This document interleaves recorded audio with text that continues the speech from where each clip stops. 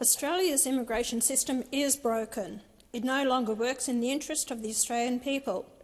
Immigration policy from both parties of government, Labor and the Coalition, does not reflect the views of the Australian people. It's driven by big business and used to prop up an economy brought low by poor government decisions.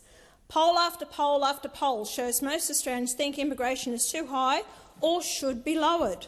A staggering 1.4 million people have been brought to Australia since Labor won power in 2022. That's more than the entire population of Adelaide, our fifth largest city. There has never been such a massive increase in our population in all our history.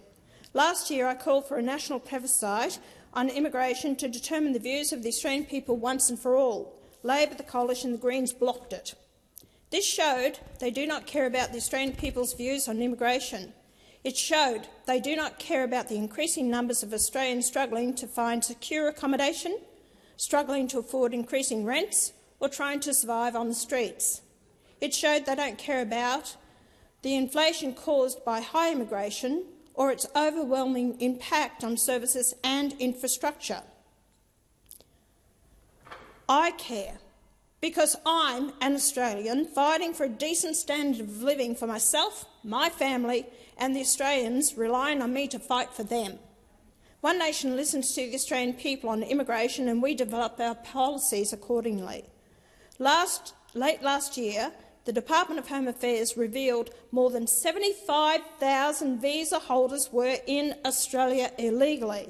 Under our policy, all of them would be deported immediately. Under our policy, they would not be able to appeal their deportation to the Australian Review Tribunal. During the previous 2 financial years, just over 1.4 million people came to Australia courtesy of the Albanese Labor government, an average of 700,000 per year. These numbers are obscene.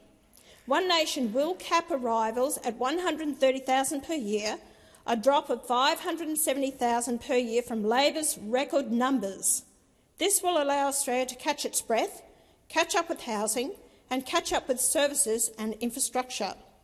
One Nation's policies introduces a minimum 8-year waiting period for immigrants before they can apply for Australian citizenship and the privileges that come with it.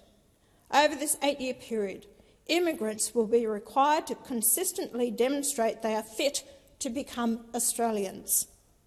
We want to reinforce the principle that Australian citizenship is a privilege to be earned, not an entitlement to be given away. Foreign students will be included in our 130,000-year cap.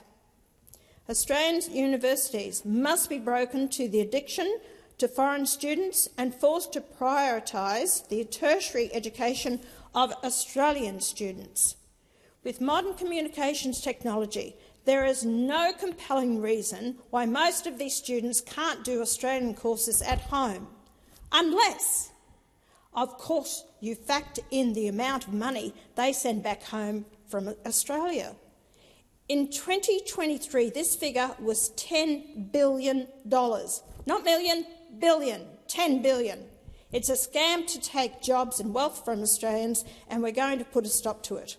One Nation's policy will also stop those on student visas from using the system as a backdoor to permanent residency, and will prevent students from bringing family members here. Our policy also demands the reinstatement of temporary protection visas and Australia's withdrawal from the UN Refugee Convention.